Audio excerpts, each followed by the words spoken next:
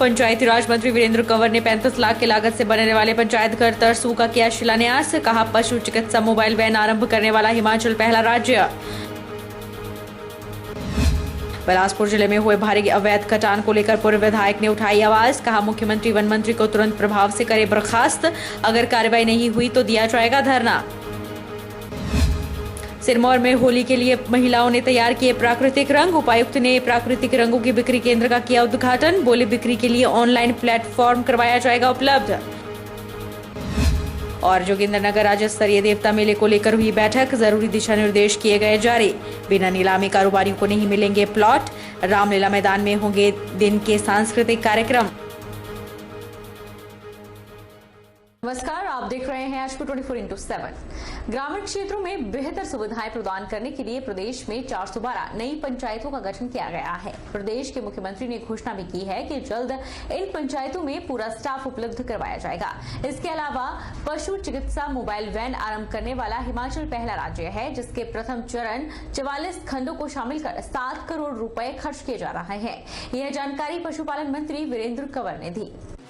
नैनादेवी विधानसभा क्षेत्र में पशुपालन मंत्री वीरेंद्र कंवर ने पंचायत भवन समुदाय केंद्र का शिलान्यास किया। इस पर 35 लाख रुपए खर्च होंगे। पंचायत भवन भी बनेगा और स्कूल के लिए स्टेडियम का निर्माण भी होगा, जिस पर 15 लाख रुपए खर्च किए जाएंगे। मंत्री ने कहा कि एक ही छत के नीचे कई सुविधाएं प्रदान की जाएंगी और जो पंचायत भवन बनेगा उसमें सामाजिक और राजनीतिक कार्यक्रम भी आयोजित किए जा सकेंगे।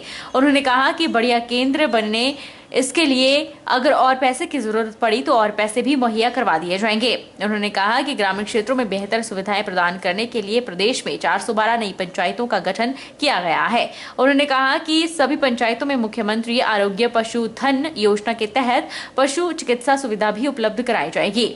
मंत्री ने कहा कि पशु चिकित्सा मोबाइल वैन आरंभ करने वाला हिमाचल पहला राज्य है, जिसके प्रथम चरण में 44 खंडों को शामिल कर 7 करोड़ रुपए खर्च किए जा रहे हैं। पंचायत बनी है, नई पंचायत में नया भवन बने, इसके लिए 35 लाख रुपए की लागत से जो है वो पंचायत भवन बन रहा है, जिसमें कॉमन सर्विस सेंटर भी जो है वो साथ में रहेगा।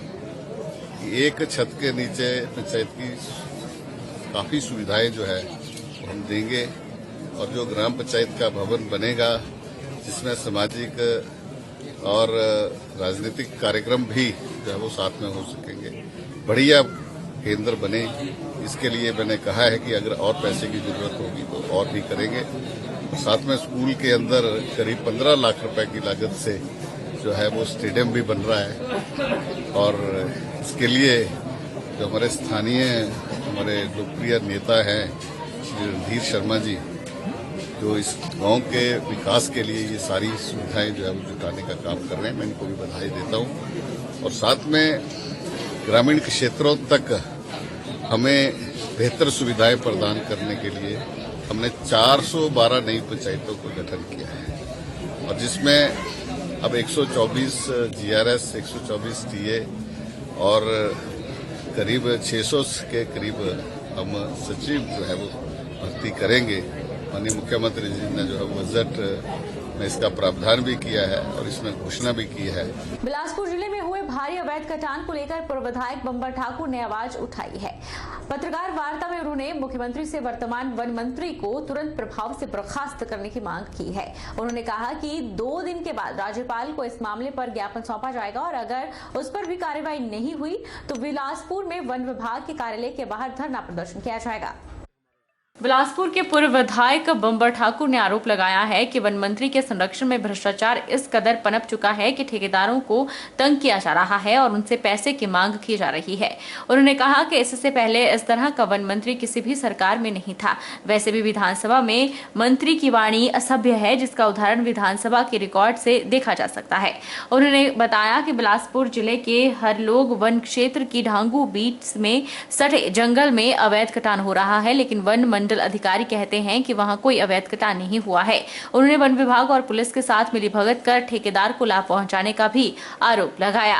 उन्होंने कहा कि 2 दिन के बाद राज्यपाल को इस मामले पर ज्ञापन सौंपा जाएगा और अगर उस पर कोई कार्रवाई नहीं हुई तो बिलासपुर में वन विभाग के कार्यालय के बाहर धरना दिया जाएगा और यह धरना तब तक जारी रहेगा जब तक इसकी जांच नहीं हो जाती और वन मंत्री त्याग पत्र नहीं देते।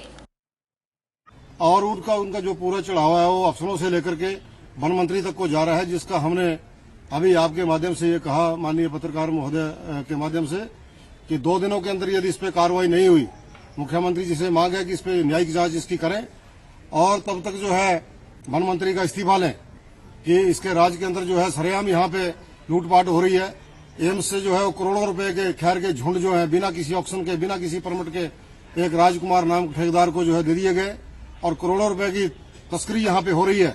तो वन मंत्री का इस्तीफा जो है तुरंत प्रभाव से लिया जाए और इसकी न्यायिक जांच कराई जाए, अन्यथा 2 दिनों के बाद हम जो है वो ज्ञापन भेजेंगे माननीय गवर्नर साहब को कि इसकी इंक्वायरी हो और फिर भी यदि कार्रवाई न हुई तो हम डीएफओ के दफ्तर के बाहर जो है बैठ करके धरना देने पे मजबूर होंगे।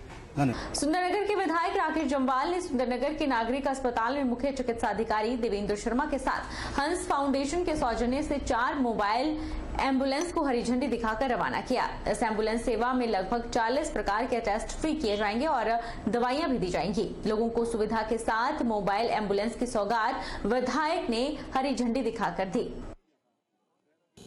सुंदरनगर मेडिकल ब्लॉक के लिए 4 मोबाइल मेडिकल यूनिट, 4 एम्बुलेंसेज हंस फाउंडेशन द्वारा हमारे सुंदरनगर क्षेत्र के लिए दी गई है, जिसके लिए मैं प्रदेश के माननीय मुख्यमंत्री जी का धन्यवाद करना चाहता हूं कि उनके आशीर्वाद से मंडी जिला के लिए 8 मोबाइल मेडिकल यूनिट है, उनमें से 4 सुंदरनगर ब्लॉक को मिले हैं। उसके लिए मैं प्रदेश के मुख्यमंत्री जयराम ठाकुर जी का, प्रदेश के स्वास्थ्य मंत्री डॉक्टर राजीव सैजल जी का और विशेष तौर पर गोविंद ठाकुर जी का धन्यवाद करना चाहूंगा कि जिन्होंने इस संस्था के साथ, हंस फाउंडेशन के साथ जिन्होंने बातचीत करते हुए हमारे हिमाचल प्रदेश के लिए ये एक अच्छी सौगात हमको आज मिली है। मैं हंस फाउंडेशन का भी अपनी ओर से, अपने क्षेत्र की जनता की ओर से धन्यवाद करना चाहता हूं। इन एम्बुलेंस के माध्यम से गांव-गांव में हमारे इस एक एम्बुलेंस में डॉक्टर होगा, फार्मासिस्ट होंगे और लैब टेक्नीशियन होंगे। लगभग 40 के करीब टेस्ट ये गांव में जाकर लोगों के करेंगे। भारतीय सेना की 12 जैक राइफल द्वारा जनरल जोरावर सिंह की 236वीं जयंती समारोह के अवसर पर प्रदेश के युवाओं को सेना के प्रति जागरूक करने के उद्देश्य से साइकिल रैली निकाली गई है। यह रैली रविवार रात को मार्कंडे मंदिर पहुंची, जहां पर स्थानीय लोगों ने सेना के जवानों का भव्य स्वागत किया। सोमवार को ऋषि मार्कंडेय पूर्व सैनिक परिवहन एवं कल्याण सभा जुखाला ने मार्कंडेय पहुंचकर सैनिकों के साथ मुलाकात कर इनका स्वागत किया। वहीं अपनी सेना की पुरानी यादें भी ताजा कर पूर्व सैनिकों ने अपने अनुभव साझा करते हुए इन जवानों की हौसला अफजाई की। ऋषि मार्कंडेय पूर्व सैनिक परिवहन एवं कल्याण सभा जुखाला के अध्यक्ष कैप्टन सुरेंद्र राणा ने बताया कि भारतीय सेना की 12 जैक राइफल द्वारा साइकिल रैली निकाली गई है, जो 9 मार्च को योल कैंट से शुरू हुई थी और 13 अप्रैल को चंडी मंदिर में इसका समापन होगा। 35 दिनों की इस साइकिल रैली के दौरान यह जवान 700 किलोमीटर का सफर तय करेंगे और साइकिल रैली करछम तक चलेगी, जिसके बाद छितकुल तक का 170 किलोमीटर का सफर यह जवान ट्रैकिंग के द्वारा पूरा करेंगे और चाइना बॉर्डर तक सफर तय करने के बाद रैली चंडी मंदिर तक जाएगी। इस रैली में 18 जवान भाग ले रहे हैं। रैली के दौरान 50 से अधिक गाँव में जाकर वहां के स्कूलों में पहुंचकर शिक्षा ग्रहण कर रहे छात्रों को भारतीय सेना के बारे में विस्तार पूर्वक जानकारी देंगे, ताकि युवा भारतीय सेना के बारे में जागरूक हों।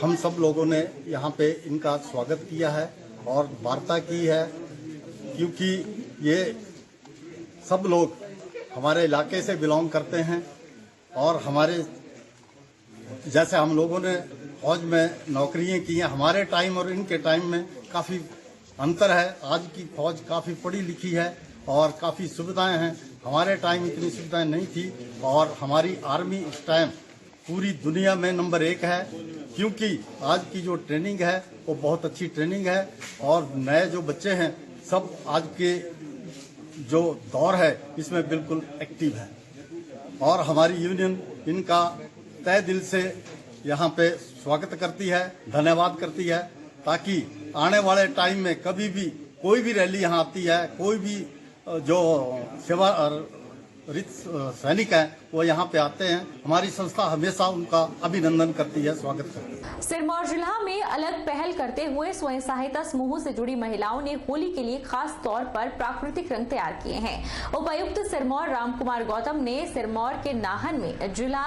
ग्रामीण विकास अभिकरण के सहयोग से विभिन्न स्वयं सहायता समूह द्वारा तैयार किए गए होली के प्राकृतिक रंगों के बिक्री केंद्र का उद्घाटन किया। सिरमौर जिला में अलग पहल करते हुए स्वयं सहायता समूह से जुड़ी महिलाओं ने होली के लिए खासतौर पर प्राकृतिक रंग तैयार किए हैं। जिला के लगभग 30 स्वयं सहायता समूह द्वारा तैयार किए गए प्राकृतिक रंग सभी उपमंडल स्तर पर बिक्री के लिए उपलब्ध होंगे। उपायुक्त सिरमौर ने कहा कि उत्कृष्ट कार्य करते हुए स्वयं सहायता समूह से जुड़ी महिलाओं ने प्राकृतिक तरीके से होली के रंग तैयार किए हैं और इसके इस्तेमाल से त्वचा पर कोई बुरा असर नहीं पड़ता है, क्योंकि इसमें किसी तरह का कोई केमिकल का इस्तेमाल नहीं हुआ है। उन्होंने कहा कि जिला प्रशासन की कोशिश है कि आने वाले समय में भी जिला निर्मित इन प्राकृतिक रंगों को सभी ऑनलाइन प्लेटफॉर्म पर उपलब्ध करवाया जाए ताकि महिलाओं की आमदनी में भी इजाफा हो सके। जो हमारा स्वयं सहायता समूह की जो महिलाएं हैं, इन्होंने बहुत अच्छा कार्य किया हुआ है कि जो प्राकृतिक तरीके से बनाए हुए कलर हैं होली के लिए, उनको बनाया सारे जिला में बनाए गए हैं और वहाँ से एक कलर्स यहाँ मंगवाए गए हैं और मंगवाने के बाद यहाँ सेल के लिए जो है वो लगाए गए हैं। तो इसका सबसे बड़ी विशेषता है कि जैसे हम डरते हैं कि केमिकल से कोई रिएक्शन हो जाएगा, कुछ ऐसा हो जाएगा, वो सब ये बहुत ही प्राकृतिक कलर जो है बहुत ही यूज़र फ्रेंडली है। और आने वाले समय में हम ये कोशिश करेंगे कि इन कलर्स को जो है होली से पहले नेक्स्ट ईयर ऑनलाइन जो हमारे प्लेटफॉर्म है जैसे फ्लिपकार्ट है, अमेजॉन है और भी हैं, उस पर अपलोड करेंगे ताकि इन महिलाओं को इसका और उचित प्राइस जो है मिले और इनकी आमदनी इसके माध्यम से बढ़े। उधर विभिन्न स्वयं सहायता समूह से जुड़ी महिलाओं ने बताया कि यह रंग प्राकृतिक पदार्थ अरारोट और फूड पाउडर से मिलाकर तैयार किए गए हैं। इसमें किसी भी तरह का कोई केमिकल नहीं है, लिहाजा इसका कोई साइड इफेक्ट भी नहीं पड़ता है। महिलाओं ने कहा कि उनके द्वारा तैयार किए गए प्राकृतिक रंगों से पिछले वर्ष भी अच्छी आमदनी हुई थी और उम्मीद है कि लोग इस बार भी इन रंगों को पसंद करेंगे। इस बार होली के लिए हमने होली के कलर तैयार किए हैं। ये अरारोट और फूड पाउडर से तैयार किए हैं। इसमें और कोई केमिकल नहीं है, कोई मिलावट नहीं है। ये स्किन के लिए बहुत अच्छा है, मतलब इससे कोई साइड इफेक्ट नहीं होगा। हम चाहते हैं कि हमारी ज़्यादा से ज़्यादा सेल हो। शिक्षण संस्थान डाइट नाहन में जिला सिरमौर के 14 शिक्षा खंडों की एक बैठक आयोजित हुई। बैठक की अध्यक्षता जिला परियोजना अधिकारी और डाइट प्रधानाचार्य ऋषि पाल शर्मा ने की। बैठक में स्कूल की विभिन्न गतिविधियों को लेकर विस्तार से चर्चा की गई। शिक्षण संस्थान डाइट नाहन के प्रधानाचार्य ऋषिपाल शर्मा ने बताया कि जिला सिरमौर के 14 शिक्षा खंडों की मासिक समीक्षा बैठक आयोजित हुई। बैठक में 14 शिक्षा खंडों से पहुंचे शिक्षा विभाग के अधिकारियों को स्कूलों में आयोजित होने वाले विभिन्न गतिविधियों को लेकर चर्चा की जा रही है और बताया कि बैठक में हर घर पाठशाला समेत नई शिक्षा नीति को लेकर विस्तार से चर्चा विमर्श किया गया और संबंधित अधिकारियों को आवश्यक दिशा निर्देश जारी किए गए। रेगुलर एजेंडा है वो, उसमें जैसे फाइनेंशियल कुछ स्टेटस को लेकर के और साथ ही साथ हर घर पाठशाला और रिव्यू एंड मॉनिटरिंग को लेकर के, तो उसके साथ ही जो अभी हमारे विद्यालय नियमित रूप से खुल गए हैं और उनमें कुछ में अभी हमारी एनुअल असेसमेंट्स भी हो रही हैं, तो साथ ही साथ हमारा न्यू एजुकेशन पॉलिसी का कार्य भी शुरू हो चुका है। तो न्यू एजुकेशन पॉलिसी के मेलास को लेकर के और कम्युनिटी मोबिलाइजेशन को लेकर के और विद्यालयों में उपलब्ध निधियों को और उन निधियों का प्रयोग जो है विद्यालयों की आवश्यकता के अनुसार करने के लिए बातचीत होगी, जिसमें कि हम फोकस कर रहे हैं कि जितने भी विद्यालय हमारे पास उपलब्ध हैं उनमें यदि कहीं किसी प्रकार की जो है ऐसी स्थिति है कि विद्यालय में फंड उपलब्ध है लेकिन विद्यालय का विकास नहीं हो पा रहा है, तो उसके लिए इनको थोड़ा सा और सचेत किया जाएगा और उसकी प्रक्रिया बताई जाएगी। क्योंकि हमारे आज़ादी से पहले के विद्यालय हैं और पुराने भवनों में चल रहे हैं, इस प्रकार की कुछ रिपोर्ट आई थी। तो उस रिपोर्ट में हमारे पास वही विद्यालय जो 1950 से पहले के यदि हम देखते हैं तो उनके कुछ पुराने भवन हैं, तो उन भवनों की स्थिति अभी मतलब कुछ की तो ठीक है, कुछ में तो विद्यालय मतलब बहुत अच्छे ढंग से चल रहे हैं, लेकिन कुछ की स्थिति ऐसी हो चुकी है कि जिनको बार बार रिपेयर करने के बाद भी फिर वो स्थिति में नहीं आ पा रहे हैं। तो मुझे लगता है कि उनके डिसमेंटल केसेस जो है शीघ्र अतिशीघ्र बनाने के लिए कहा गया है। जैसे अभी सभी शिक्षा खंडों की जानकारी जो है ना उसमें मंगाई जा रही है अपने सिविल स्टाफ के द्वारा। रुकेंगे एक छोटे से ब्रेक के लिए।